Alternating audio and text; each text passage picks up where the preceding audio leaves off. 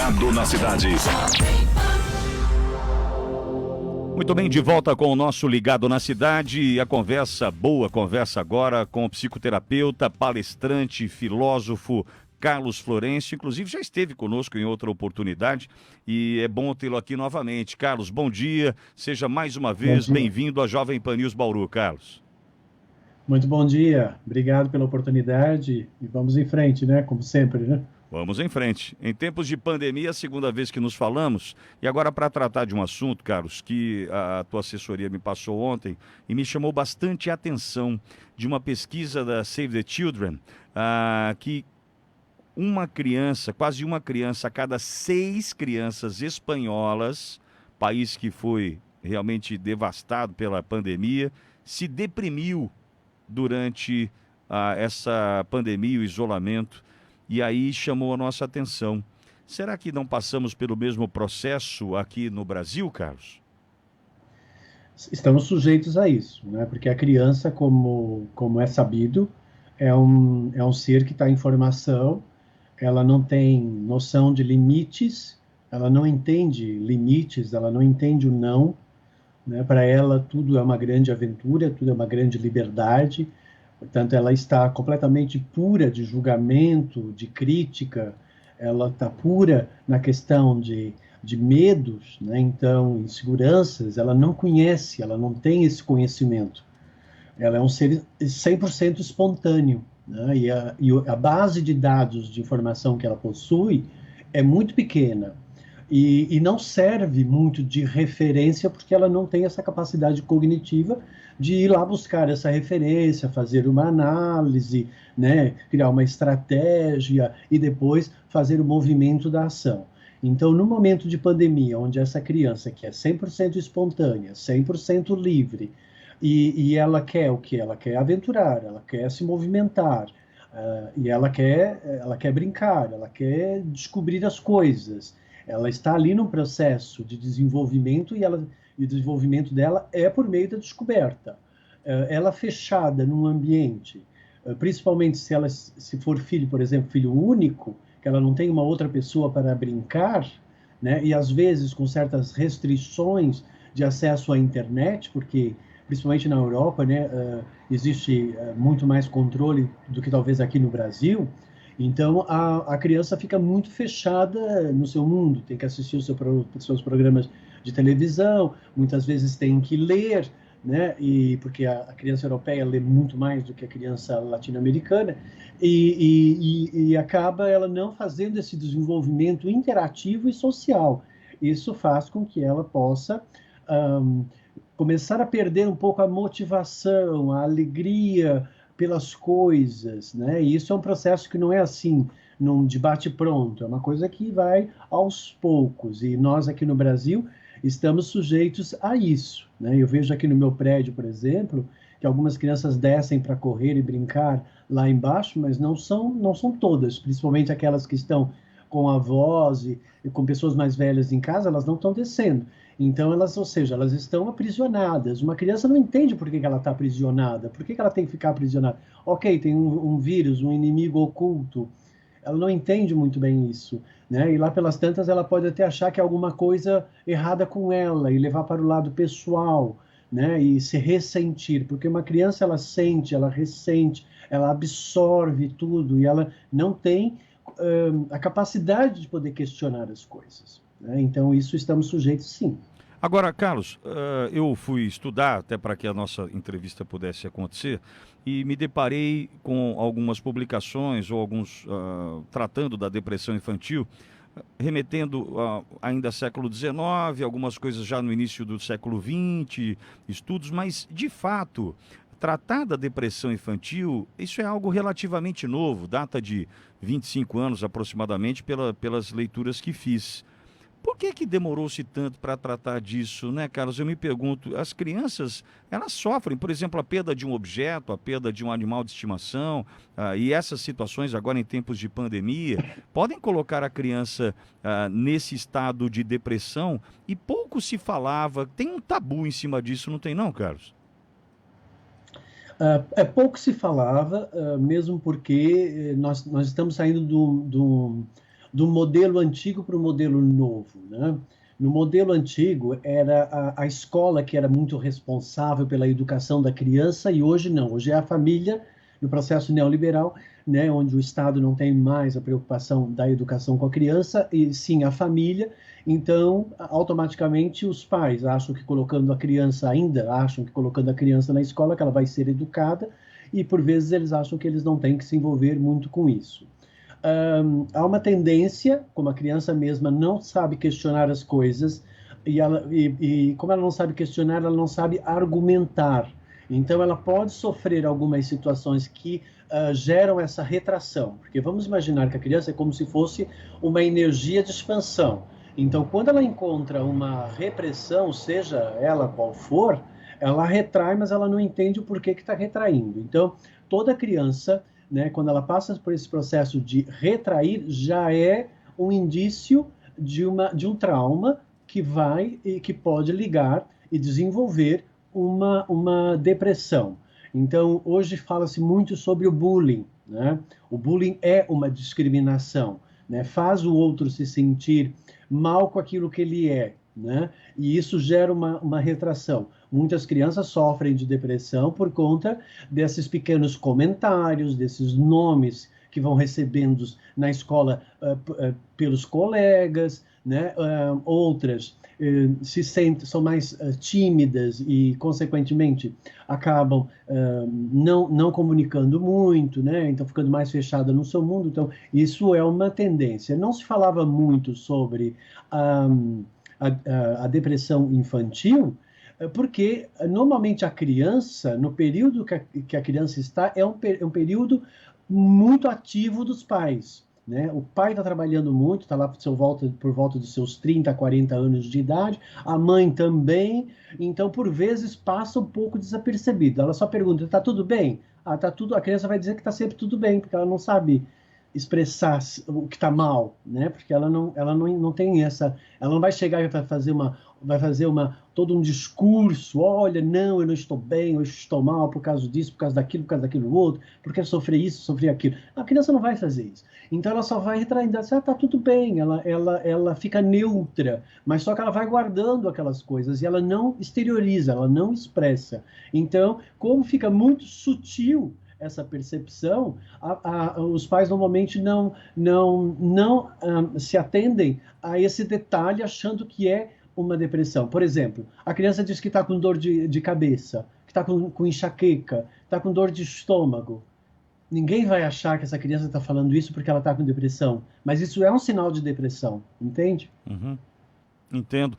Carlos, Porque então. a criança ela está querendo chamar a atenção. Quando ela está querendo chamar a atenção por alguma dor física ou por alguma situação que está fora do normal, como, por exemplo, fazer xixi na cama, isso é um sinal de depressão. Por que ela está fazendo xixi na cama?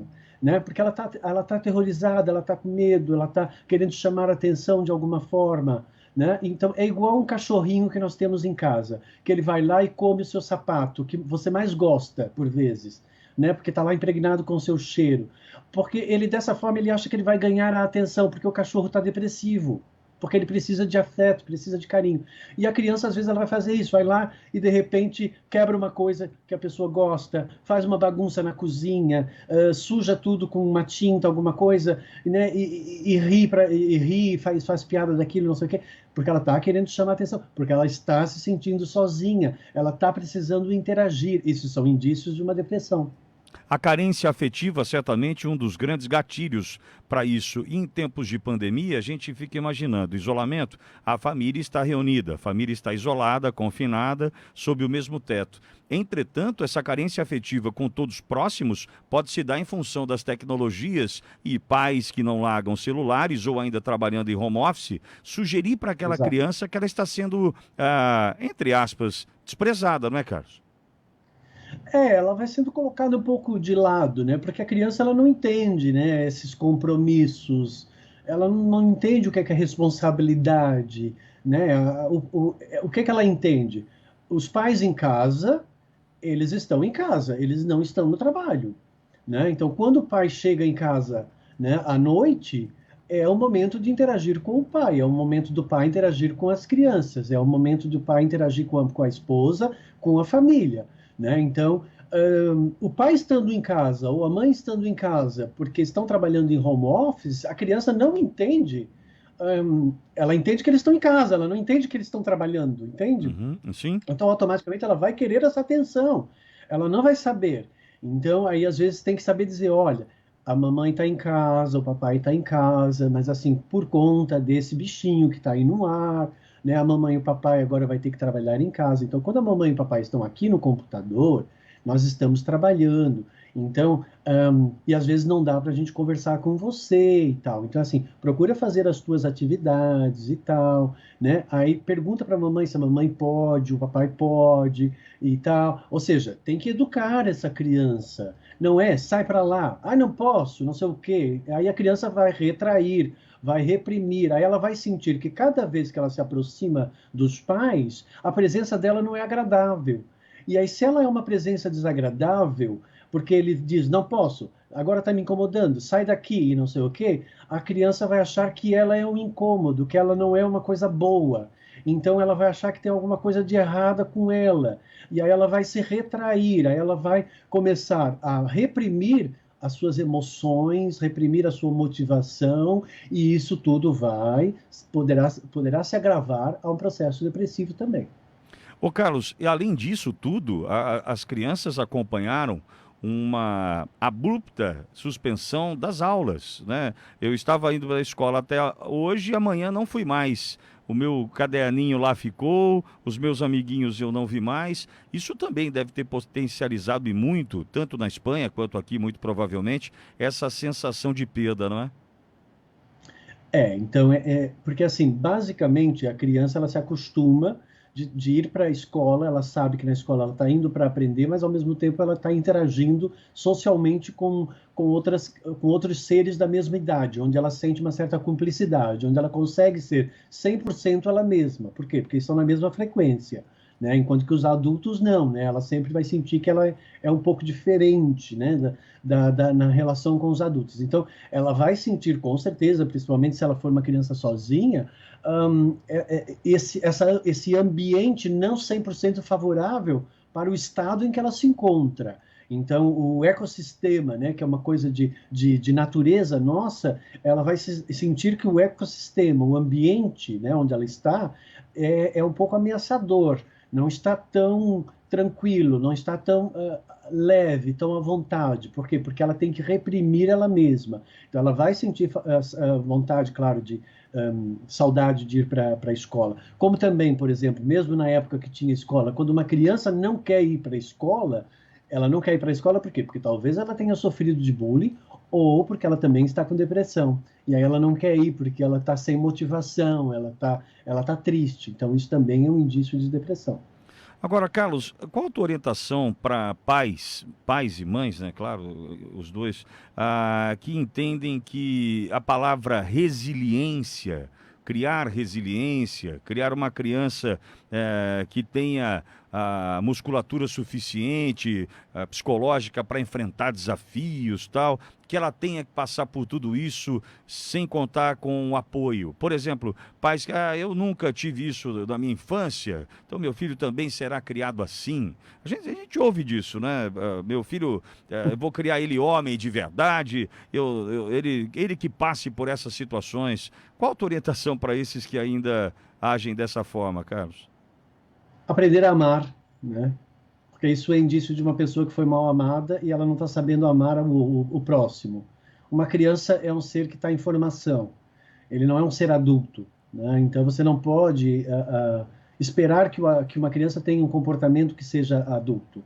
Você não pode esperar que uma criança vá processar uma informação como um adulto processaria, né? E se você foi reprimido e se ninguém deu bola para você e você foi se criando ao calha, né? Ou seja, a Deus dará, não necessariamente significa que essa é a forma mais correta e por conta disso você tem que replicar a mesma coisa. Como também não é legal você ter passado por uma série de carências e dificuldades na sua infância e aí depois, quando você tem os seus filhos, você resolve compensar isso tudo nos seus filhos e aí você vai sofrer com aquilo que nós conhecemos muito bem, que é aquele filho depois pródigo, que não é prodígio, que abusa da boa vontade dos pais, se transforma numa pessoa inerte, dependente dos pais, ou não dá valor às coisas, porque aquele pai, de repente, resolveu dar tudo aquilo que ele não teve para aquele filho, e então ele está, no fundo, tentando resolver a própria infância, sobrecarregando o filho com aquilo que ele gostaria de ter ganhado ou tido durante a sua própria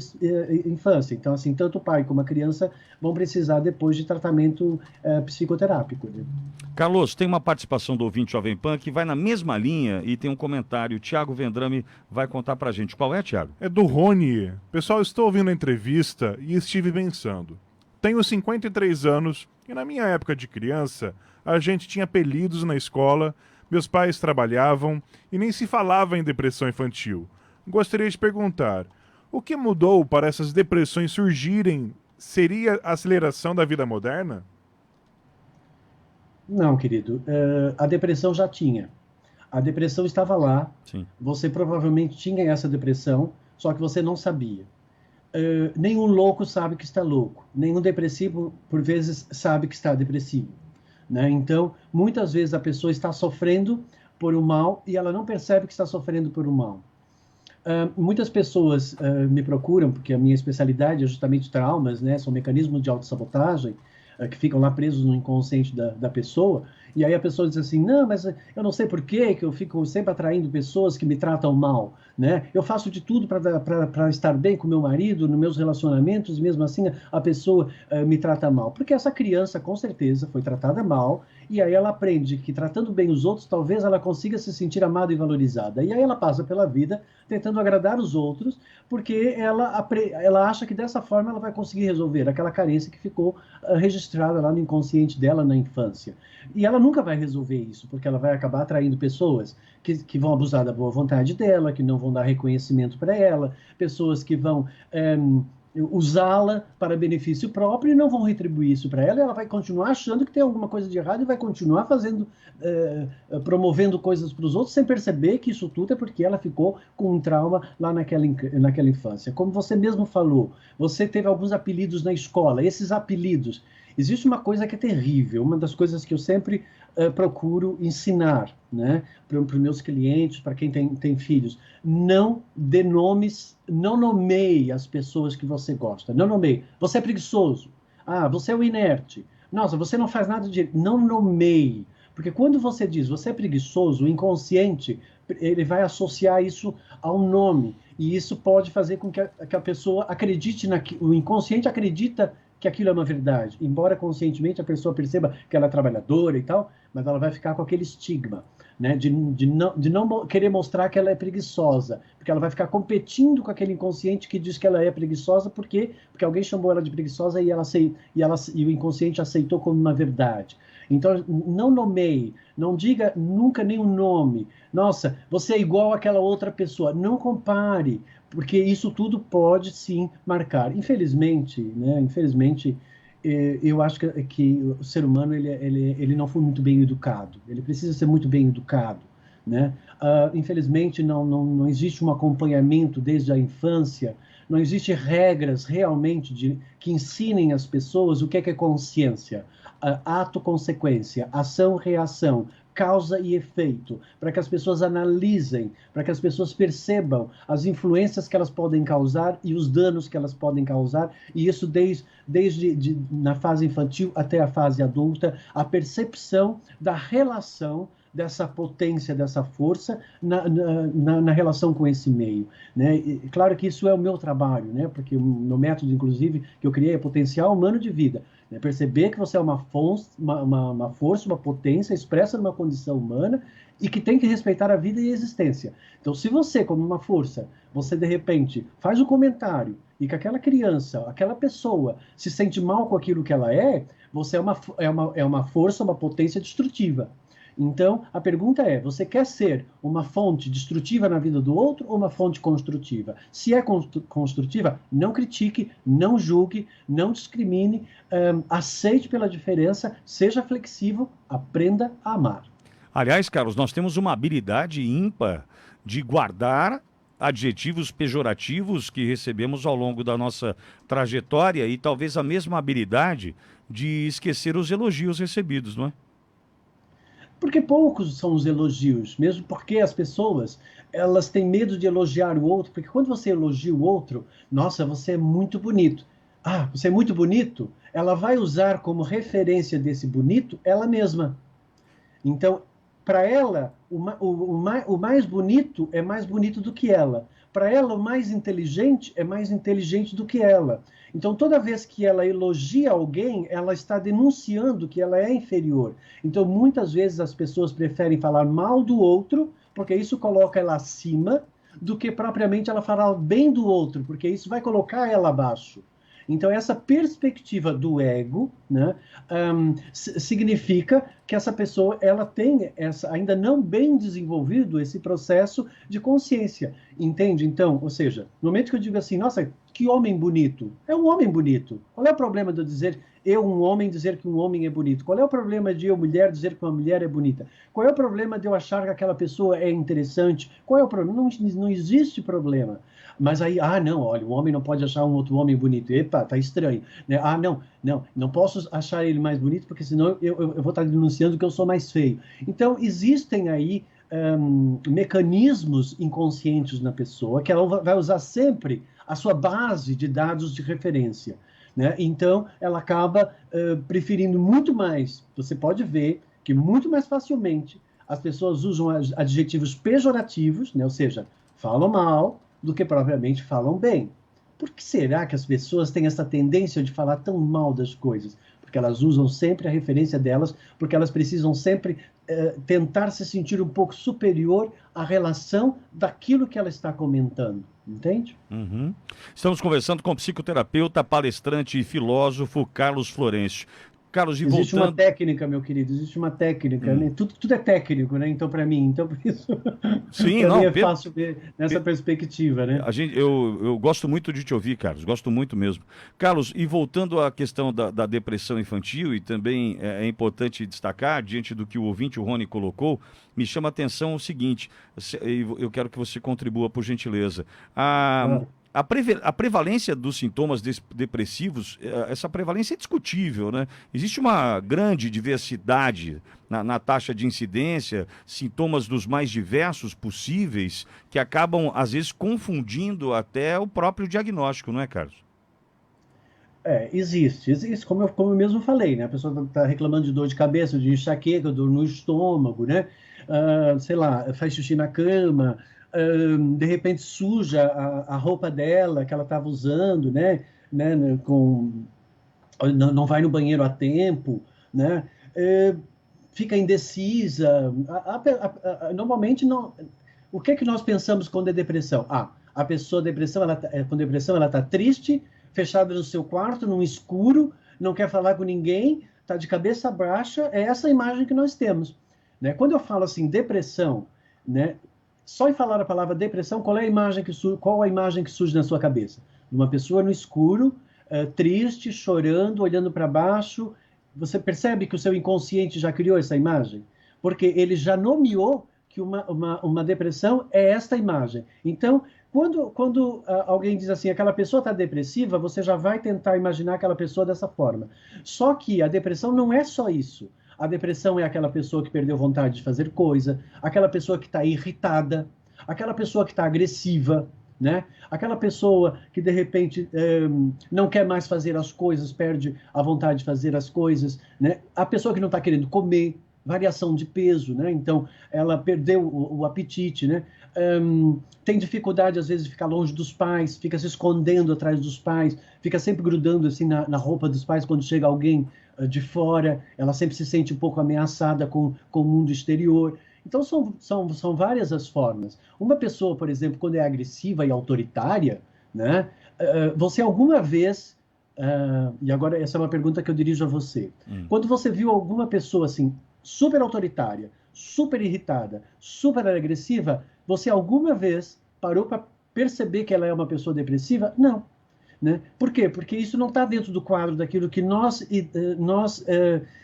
concluímos como uma depressão, mas é uma pessoa depressiva, sim. Aquela pessoa autoritária, aquela pessoa agressiva, aquela pessoa dominadora, aquela pessoa centralizadora, aquela pessoa que gosta de humilhar o outro, ela é uma pessoa depressiva, ela é uma pessoa mal amada, ela não está bem com ela mesma. Isso é uma depressão, ok? E se assemelha a esses sintomas da criança para o adulto, Carlos?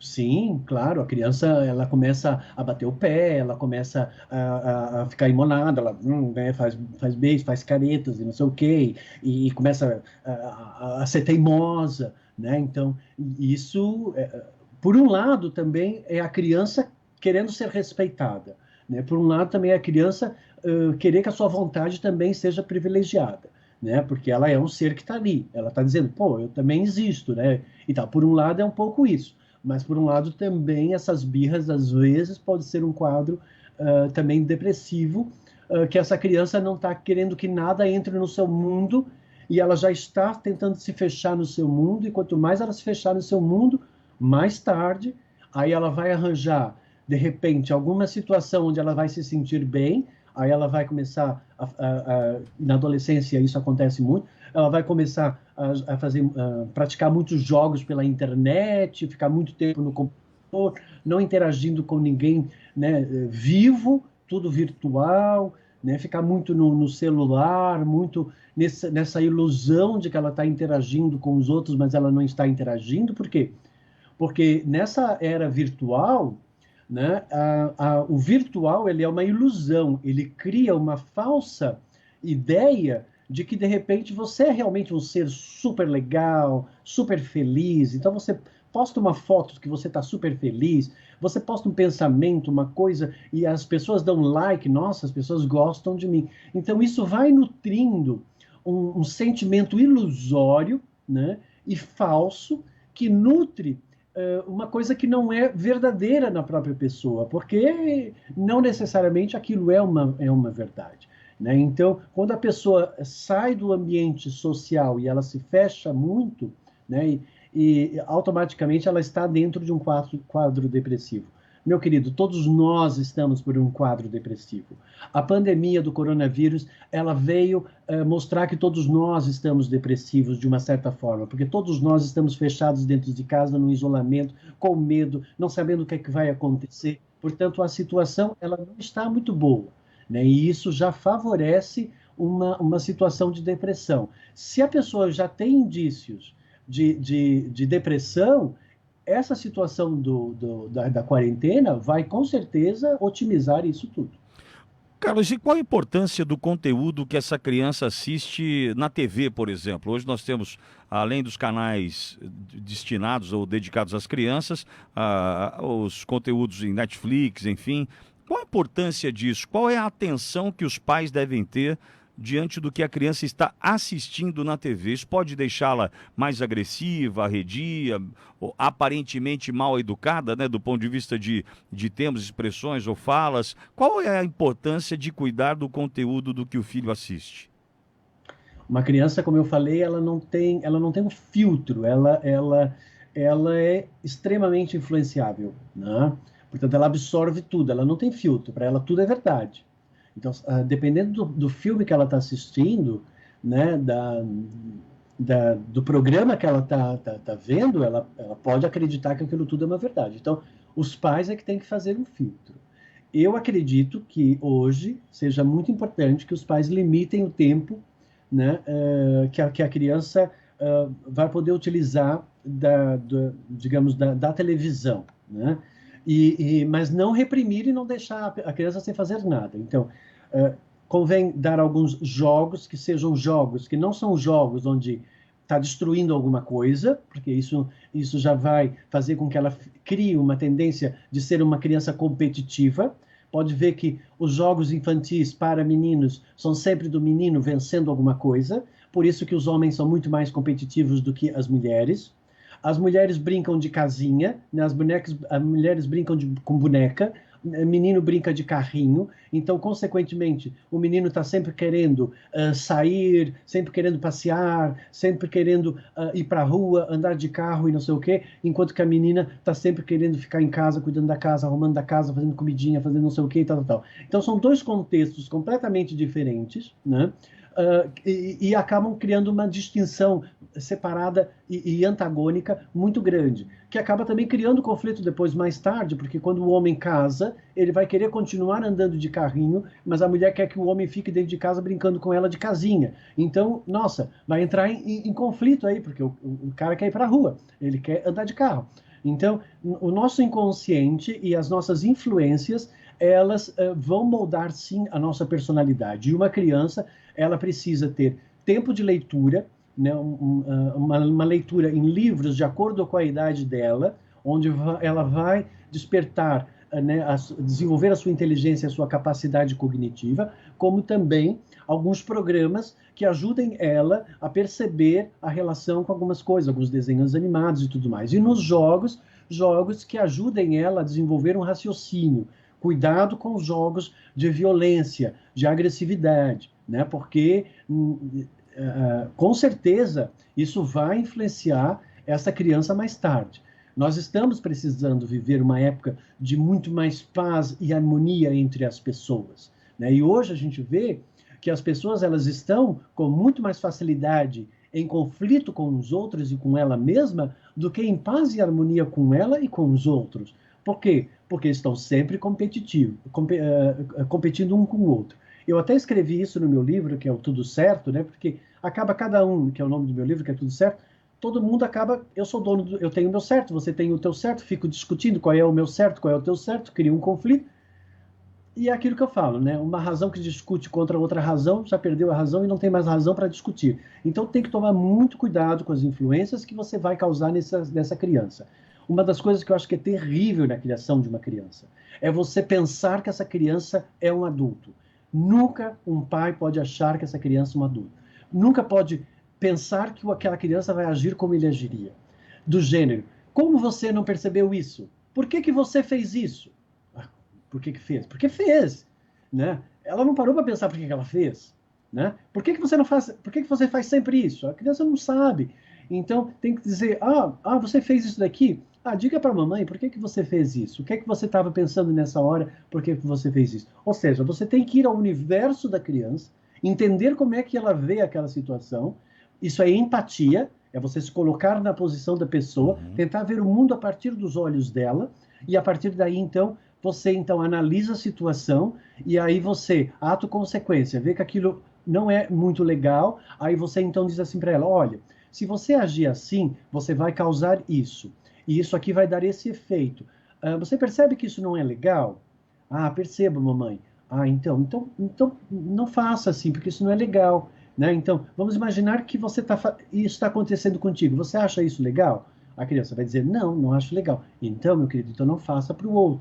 Então, essa compreensão, essa paciência, que muitas vezes os pais não têm, porque nós estamos numa sociedade, né, muito competitiva, né? As pessoas estão muito preocupadas com conseguir sobreviver e depois conseguir manter a sobrevivência, que muito raramente elas conseguem passar aí por um estágio onde elas vão estar tão tranquilas que elas conseguem observar essas situações e elas conseguem exercer a 100% o seu real papel de mãe que passa segurança para o filho e de pai que transmite confiança para aquele filho, que vai fazer com que aquela criança tenha segurança e confiança nela mesma para que ela consiga então desbravar e atingir bons resultados na sua vida.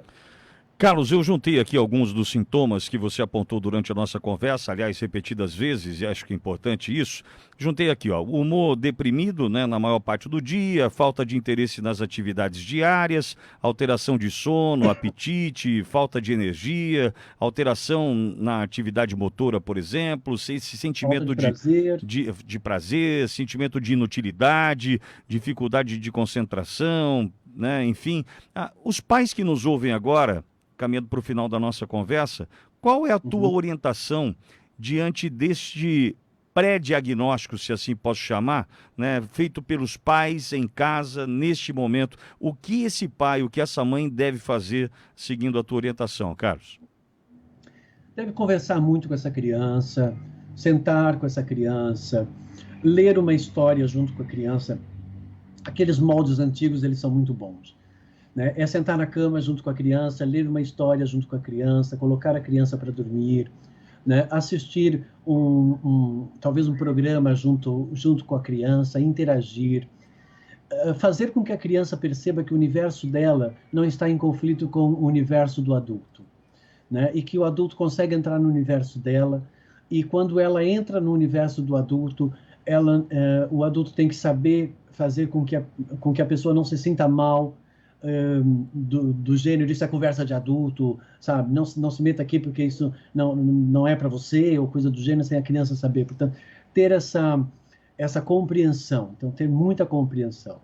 E no caso de perceber que realmente o grau está um pouco elevado e não está conseguindo lidar com a situação, porque muitas vezes a pessoa tem envolvimento emocional, né? Então ela não tem aqui a técnica, ela não tem o conhecimento de saber tratar. Então convém ela procurar, né, um profissional que possa ajudar essa criança a perceber um pouco melhor, né, como ela está se comportando, ver as influências, ver o que está acontecendo. Mas normalmente o problema da criança ele é um problema gerado pelo seu entorno, pelo ecossistema onde ela está. Então é pelos pais, é pela sociedade, é pelo que faz parte do que envolve esse universo dessa criança. O problema nunca é a criança, porque a criança ela está em fase de formação. Então, o que é que está formando essa criança? Então, os pais têm que parar, dar uma observada, uma refletida, ver no que é que eles podem ser mais compreensivos, tentar entrar nesse universo dessa criança, entender por que ela está com essas restrições, por que ela está tão reprimida, por que ela está perdendo essa vontade de fazer essas coisas, perguntar, conversar, não impor, não ser agressivo, não colocar castigo, não dizer você tem, né? Nada dessa coisa medieval, por favor. Conversamos com o psicoterapeuta, palestrante, filósofo Carlos Florencio, mentor de desenvolvimento humano, terapeuta, palestrante, escritor com mais de 30 anos de atuação em trabalhos individuais e em grupos. Carlos promove o desenvolvimento pessoal por meio de suas imersões, workshops e treinamentos, os quais visam a liderança pessoal ao romperem os mecanismos de autossabotagem provenientes de conflitos e traumas presos no inconsciente. Muito elogiada sempre a tua participação aqui, Carlos. E o Carlos Obrigado. Florencio você encontra no Instagram, no @CarlosFlorencioOficial. Repito, no Instagram, @CarlosFlorencioOficial e no Facebook como Carlos Florencio. Carlos, é uma honra te ouvir, uma oportunidade realmente muito especial te ouvir aqui na Jovem Pan. Obrigado. Posso só dar uma última mensagem? Deve.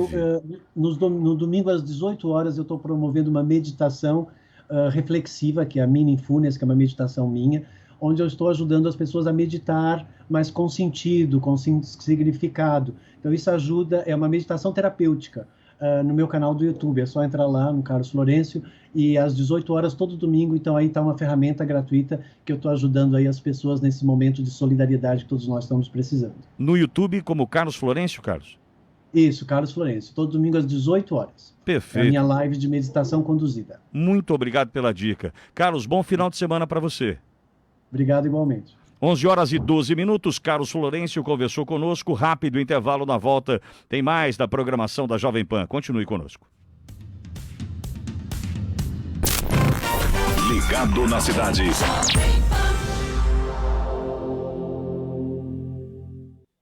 Bateu aquela fome? Baixa